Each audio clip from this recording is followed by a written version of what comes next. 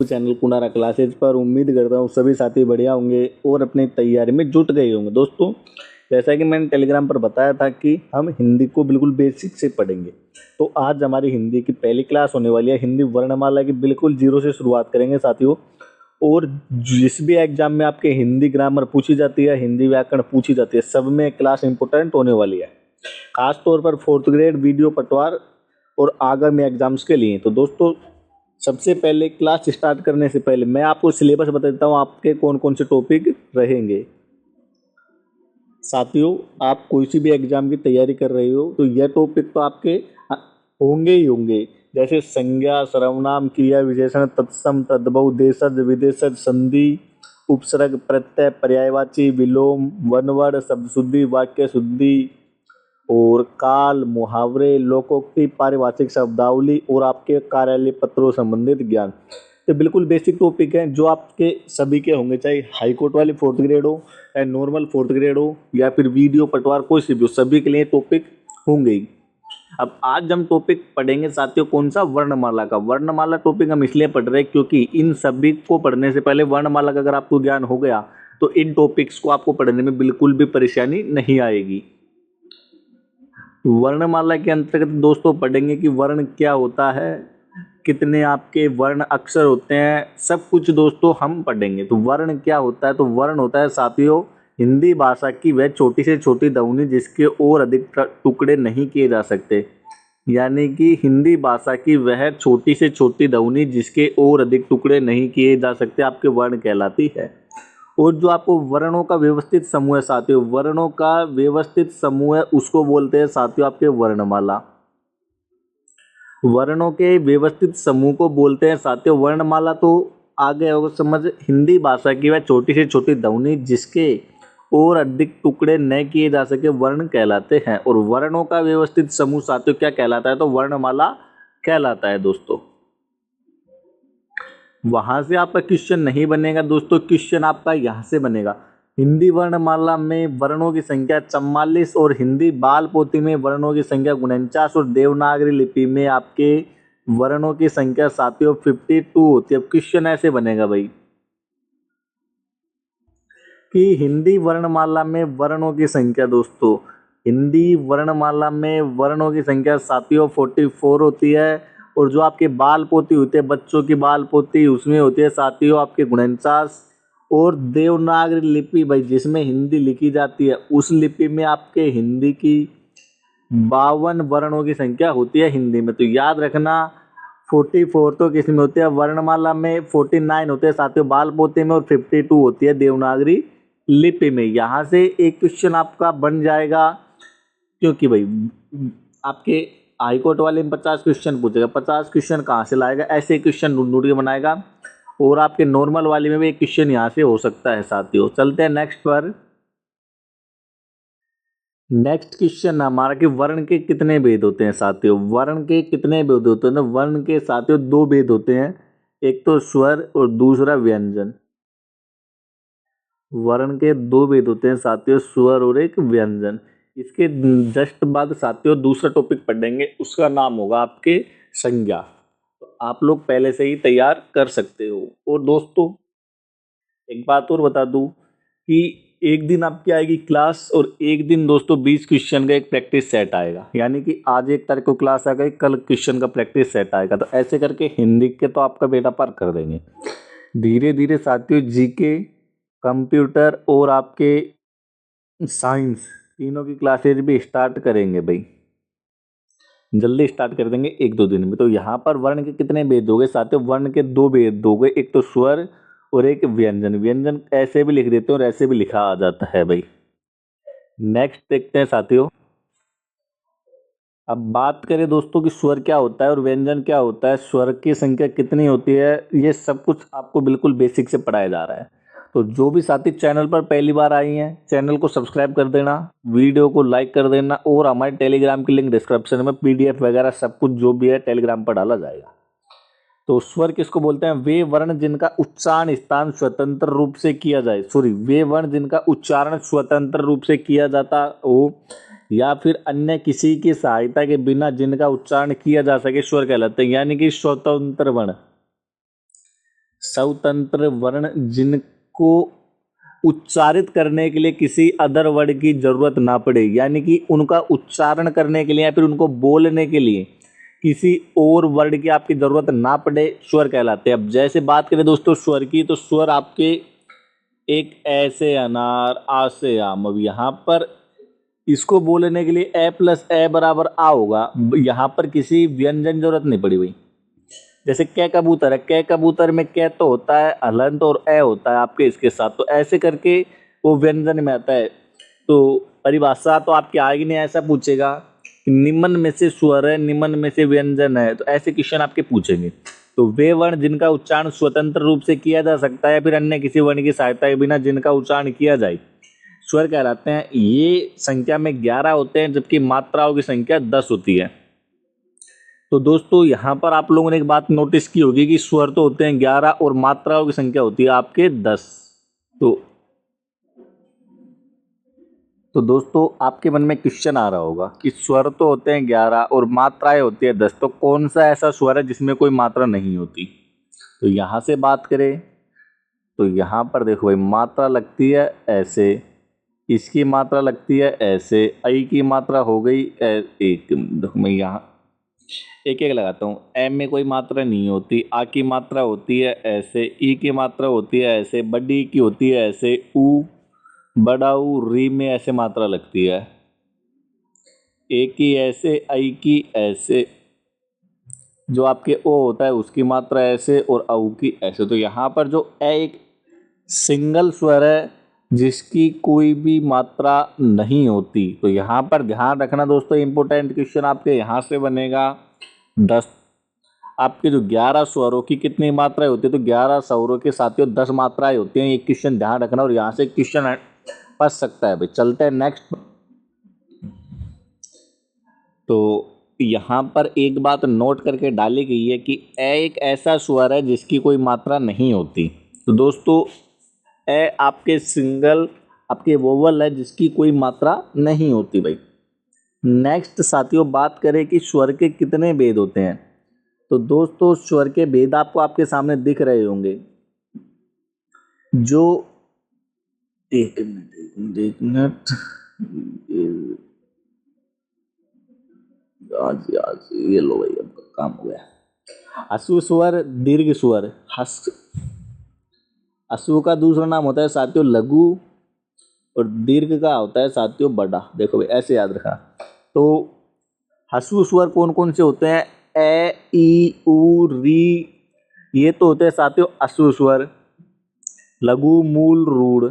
दीर्घ स्वर आ, ई, ए, आई, उ, ओ, औ। तो यहाँ पर ये 7 वर्ण होते हैं दोस्तों, कौन से? दीर्घ स्वर। अब बात करें यहाँ पर अश्व स्वर के और नाम क्या है, तो अश्व स्वर का एक नाम आता है लघु स्वर, एक आता है मूल स्वर और एक आता है साथियों रूढ़ स्वर। तो क्वेश्चन ऐसे भी पूछ सकता है कि रूढ़ स्वर के कितने भेद हैं, मूल स्वर के कितने अक्षर आते हैं मूल स्वर के अंतर्गत, स्वर या फिर स्वर। भाई लघु स्वर में कितने अक्षर आते हैं, तो यहाँ पर लघु आ जाए, मूल आ जाए, रूढ़ आ जाए, अश्व आ जाए, सभी में 4 वर्ड आपके आते हैं ए, ई, उ, री। दीर्घ स्वर आ जाए, गुरु स्वर आ जाए, संधि स्वर आ जाए या फिर यौगिक स्वर आ जाए, सभी में दोस्तों एक ही बात है, दीर्घ स्वर, गुरु स्वर, संधि, यौगिक। इनमें 7 वर्ड आते हैं आ, ई, ए, आई, उ, ओ, औ। तो यहाँ पर ध्यान रखना आ, ई, ए, आई, उ, ओ, औ। तो यहाँ पर दोस्तों ध्यान रखना भाई, अश्व स्वरों की संख्या तो होती है 4 और आपके दीर्घ या फिर गुरु स्वरों की संख्या होती है दोस्तों 7। नेक्स्ट दोस्तों देखो आवाज़ में थोड़ी दिक्कत आ रही होगी, तो क्या है माइक था वो ख़राब हो गया, दूसरा मंगवाया तो आने में टाइम लगेगा, तो इसलिए 1-2 दिन आपको एडजस्ट करना है, फिर आपकी आवाज़ पहले की तरह सही आ जाएगी। नेक्स्ट दोस्तों एक कर लिया दोस्तों हमने स्वरों की संख्या हो गई 11। अब बात करें साथियों व्यंजनों की, तो वे वर्ण जिनका उच्चारण स्थान स्वतंत्र रूप से न होकर स्वरों की सहायता से किया जाए व्यंजन वर्ण कहलाते हैं। देखो भाई अब कहने का तात्पर्य क्या है भाई, कहने का मीन समझना। जैसे आपके कै से कबूतर है, तो कै आपका कै स्वतंत्र कै का उच्चारण नहीं हो रहा।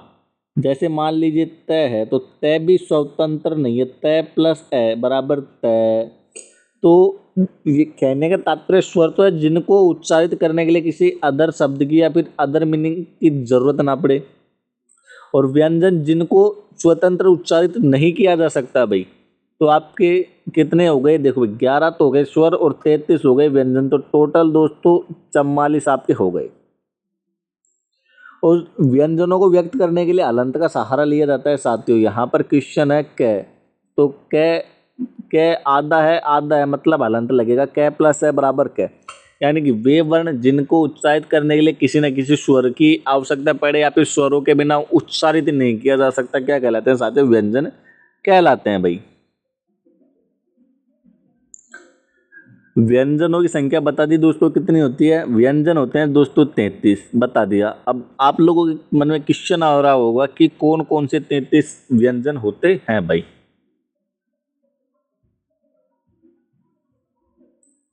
तो व्यंजनों के भेद की बात करें दोस्तों, तो व्यंजनों का एक भेद तो होता है स्पर्श व्यंजन, एक अंतस्थ व्यंजन और एक होता है साथियों ऊष्म व्यंजन। तो स्पर्श व्यंजन में कितने अक्षर आते हैं, स्पर्श व्यंजन में कै ख ग ग न च छ ज ज न, यानी कि जो आपका एक तो कै वर्ग पूरा, एक च वर्ग पूरा, एक ट वर्ग पूरा, एक त वर्ग पूरा और एक पै वर्ग पूरा, यानी कि आपका जो कै वर्ग आता है पूरा, पूरा मीन्स जैसे कै कबूतर, ख खरगोश, ग गाय, ग गधा, अण खाली।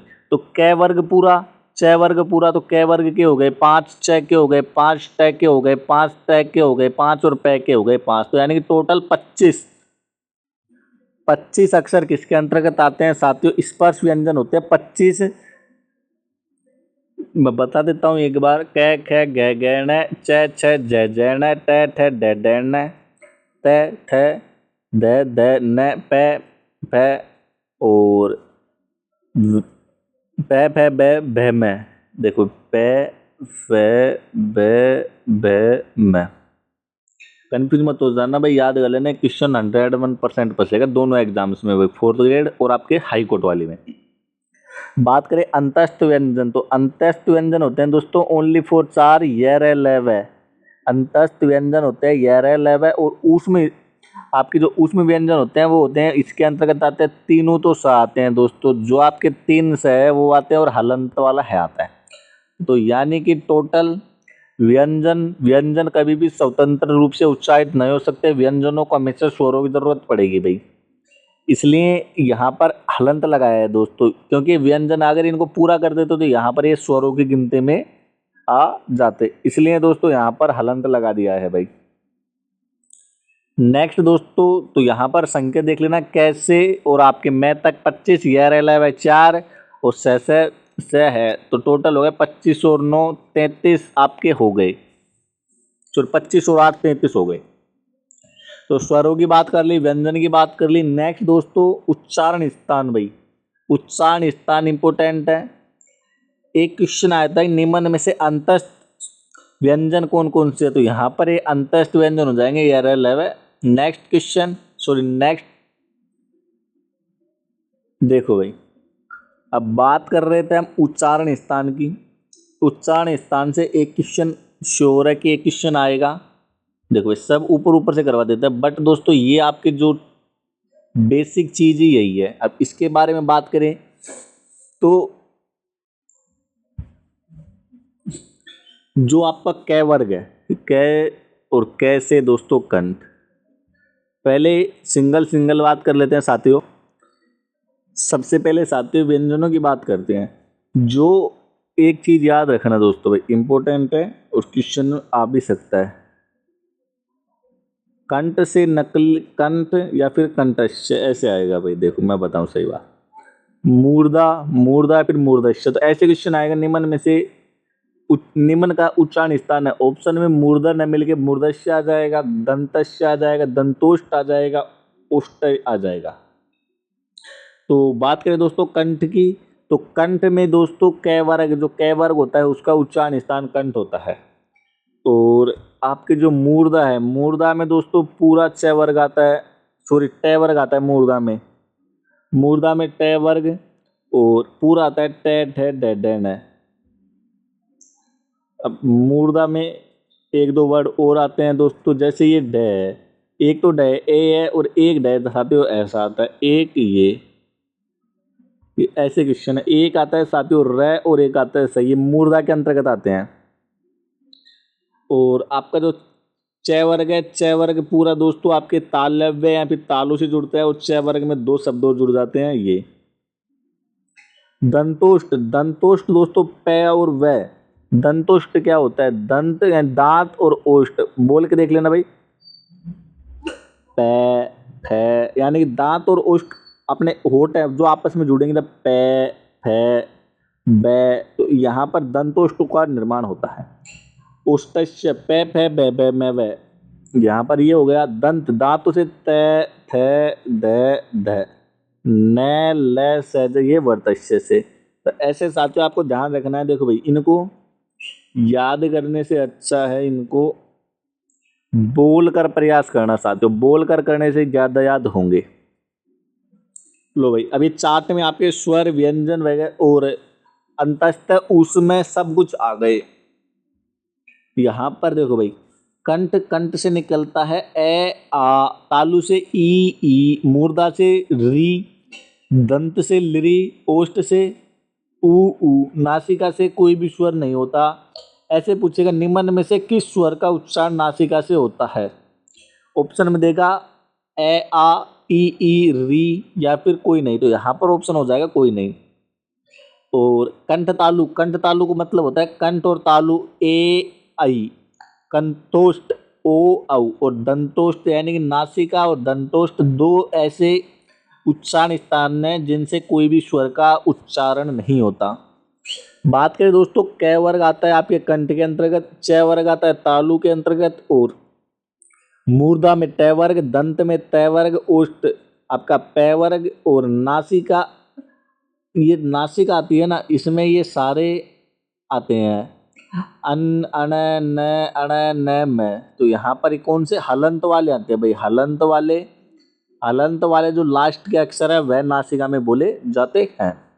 बात करें दोस्तों अंतस्थ, जो अंतस्थ व्यंजन है तालु, तालु से यह बोला जाता है, मूर्धा से र बोला जाता है, दंत से ल बोला जाता है और दंतोष्ठ से वह बोला जाता है। ऊष्मीय व्यंजनों की बात करें दोस्तों कंठ है और अन, तालु से, मूर्धा से, दंत से। देखो भाई इनको तो याद करना ही पड़ेगा भाई, देख बोलने में भी नहीं आएंगे, दो चार बार प्रैक्टिस करोगे आ जाएगा। क्वेश्चन साथियों आपका यहाँ से बनेगा। अब देखो बात ऐसे क्वेश्चन बनेगा तो यहाँ से धीरे धीरे आ जाएगा समझ। पहली क्लास है तो बहुत दिन बाद क्लास हो रही है तो आवाज़ वगैरह थोड़ी दिक्कत आ रही होगी, बट साथियों धीरे धीरे हो जाएगा सब कुछ, बस आप लोग जुड़े रहना। व्यंजनों की संख्या दोस्तों, व्यंजन कितने होते हैं, क वर्ग, च वर्ग, ट वर्ग, त वर्ग और प वर्ग, तो कितने व्यंजन हो गए साथियों ये 25। और अंतस्थ और ऊष्म व्यंजन तो ये हो गए दोस्तों कितने 25 और 8 33। फिर संयुक्त व्यंजन और आते हैं जो दो तीन वर्णों, दो देखो भाई त्र ग और श्र, इनमें दो दो व्यंजनों का यूज हुआ है तो ये संयुक्त वर्ड हो जाएंगे। उत्क्षिप्त ड और ड, अयोग्य वाह अंग और अ, तो यहाँ पर दोस्तों इस चीज का आप स्क्रीनशॉट ले लेना, यहाँ से क्वेश्चन बच सकता है।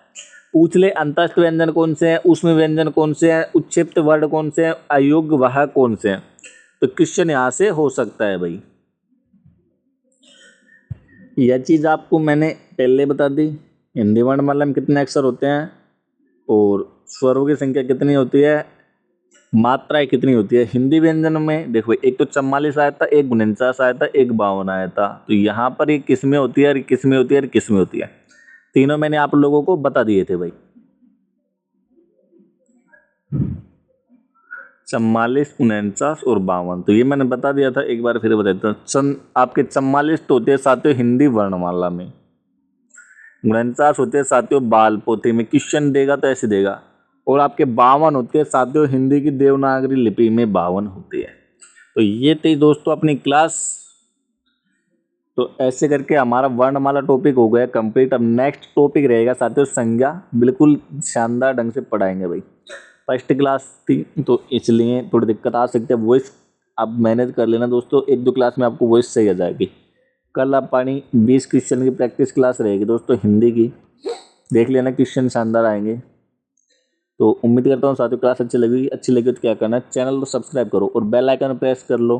टेलीग्राम की लिंक दे रखी है, टेलीग्राम ज्वाइन कर लो। बाकी इंस्टा की जो रील्स हैं दोस्तों, वहाँ पर अच्छे क्वेश्चन डाले जाते हैं, तो उसको भी आप लोग फॉलो कर सकते हो। तो मिलते हैं दोस्तों एक और शानदार सेशन में, तब तक बाय, धन्यवाद, टेक केयर।